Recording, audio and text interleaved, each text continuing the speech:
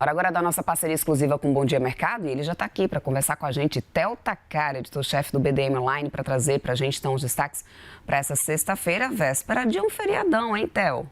Bom dia, querido. Bom dia, Débora. Feriadão, mas o fato é que a semana termina aí sem desfecho claro para esse cenário de guerra no Oriente Médio, embora o Donald Trump tenha tentado animar os mercados ontem aí com o anúncio do acordo de cessar-fogo aí de 10 dias entre Israel e Líbano, e também a sinalização de que um novo encontro presencial com representantes do Irã pode acontecer no final de semana, hipótese que não foi confirmada aí pelo Paquistão, né, que é o principal mediador dessas conversas. O cessar-fogo entre Israel e Líbano trouxe algum alívio pontual no cenário geopolítico, mas está longe aí de representar uma virada nesse conflito. A trégua foi mediada pelos Estados Unidos e está inserida aí em um acordo mais amplo com o Irã, que reabre aí espaço para negociações.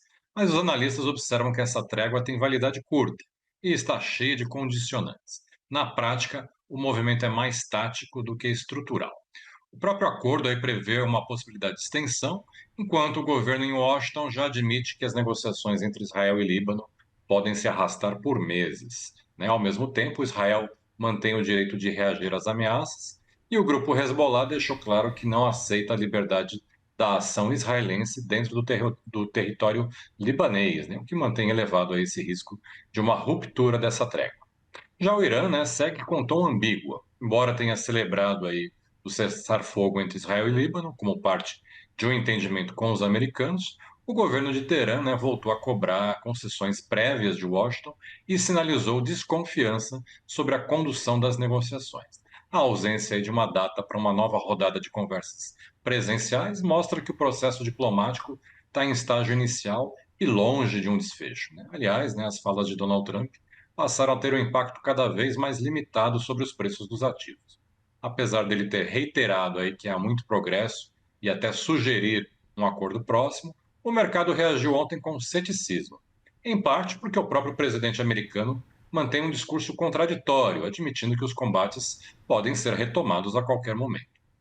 Com isso, né, o investidor já não opera mais com base nos tweets do Trump, mas na falta de uma confirmação concreta.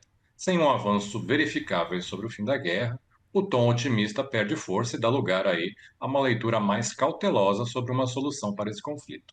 Nesse contexto, evidentemente, cresce a percepção de que a guerra no Oriente Médio saiu da fase de choque e entrou aí em um impasse prolongado, Débora.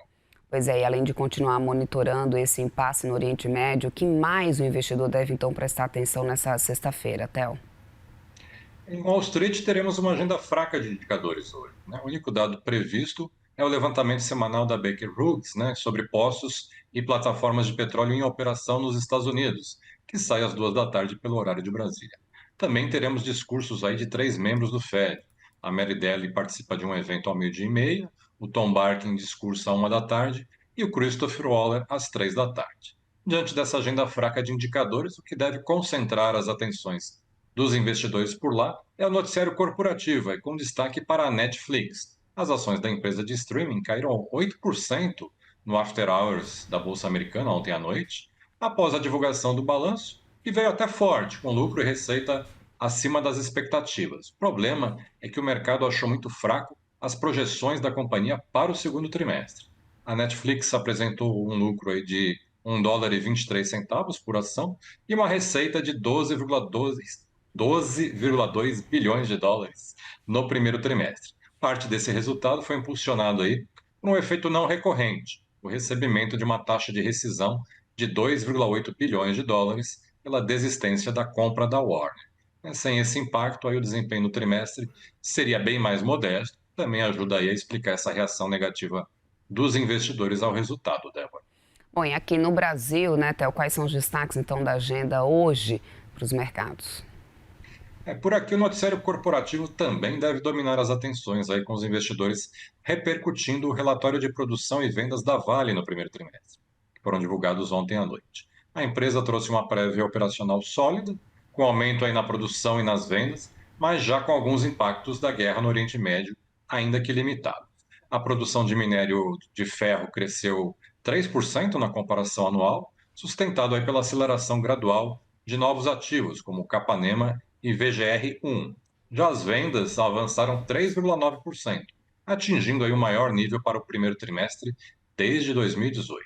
Na área de metais básicos, o cobre e o níquel registraram crescimento de dois dígitos, tanto na produção, batendo aí recordes históricos para o primeiro trimestre. O ponto de atenção veio da unidade da Vale em Oman, que sentiu aí os efeitos da guerra ali no vizinho Irã.